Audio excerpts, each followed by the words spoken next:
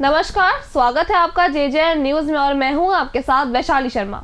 इन दिनों चीन में कोरोना के बढ़ते संक्रमण को देखते हुए भारत में भी केंद्र सरकार अलर्ट मोड पर आ गई है। कोरोना को लेकर शीर्ष स्तर पर बैठकों का दौर भी शुरू हो गया है। देश में कोविड-19 की स्थिति पर बुधवार को केंद्रीय स्वास्थ्य मंत्री डॉक्टर मनसुख मंडाविया ने वरिष्ठ अधिकारियों और विशेषज्ञों के साथ बैठक की। मंडाविया ने बताया कि कोरोना का खतरनाक चीनी वेरिएंट BF7 सितंबर महीने में ही भारत आ गया था। बता दें, वडोदरा की एक NRI महिला में इसके लक्षण मिले थे। महिला अमेरिका से वडोदरा आई थी। उसके संपर्क में आए 2 अन्य लोगों को भी जांच हुई थी। हालांकि उनकी रिपोर्ट नेगेटिव आई थी। बाद में महिला भी ठीक हो गई थी। इसके अलावा BF7 के 2 अन्य केस अहमदाबाद और ओडिशा में भी देखने को मिले थे। वेरिएंट BF7 ने चीन में तबाही मचा दी है, लेकिन उसका खास असर भारत में अभी तक नहीं दिखा है। ये खतरनाक वेरिएंट सितंबर में ही भारत में दस्तक दे चुका है। अब तक इसके संक्रमित महज 4 ही मरीज मिले हैं। भारत ने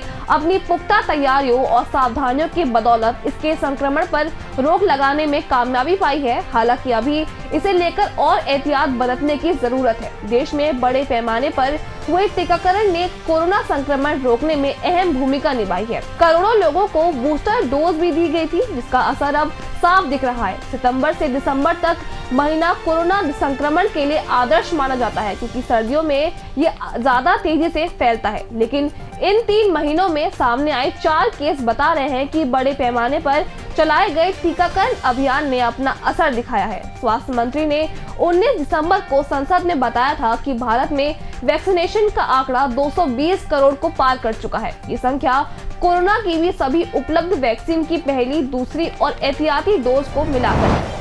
वहीं बढ़ते कोरोना के खतरे को देखते हुए देश में अब चिंता बढ़नी शुरू हो चुकी है। इसी को लेकर आज केंद्र सरकार ने सभी राज्यों के लिए गाइडलाइंस जारी की है, तो प्रदेश सरकार ने भी अलर्ट जारी किया है। अब भीड़भाड़ वाले इलाकों में मास्क की अनिवार्यता पर भी निर्देश दिए गए हैं। अस्पतालों में पर्याप्त संसाधनों को सुनिश्चित करने के साथ साथ भारत सरकार ने समस्त प्रदेशों को टीकाकरण की दिशा में जरूरी निर्देश दिए। इन गाइडलाइंस के अनुसार भीड़भाड़ वाले जगहों में सतर्कता बरतने को कहा गया है। ऐसे स्थानों में मास्क पहनने के नियम को भी प्रेषित किया गया है। ये भी कहा गया है कि सांस में दिक्कत होने पर जो भी मरीज अस्पताल आएगा उसका कोरोना टेस्ट अनिवार्य रूप से किया जाएगा। सरकार का कहना है कि टीकाकरण की वजह से रिस्क कम है, मगर फिर भी अस्पतालों में ऑक्सीजन बेड और सिलेंडर, दवाइयां होना आवश्यक है। कुछ दिनों से लगातार बैठकों का दौर जारी है। उत्तराखंड सरकार की तरफ से ये भी कहा गया था कि भारत सरकार के निर्देशों के बाद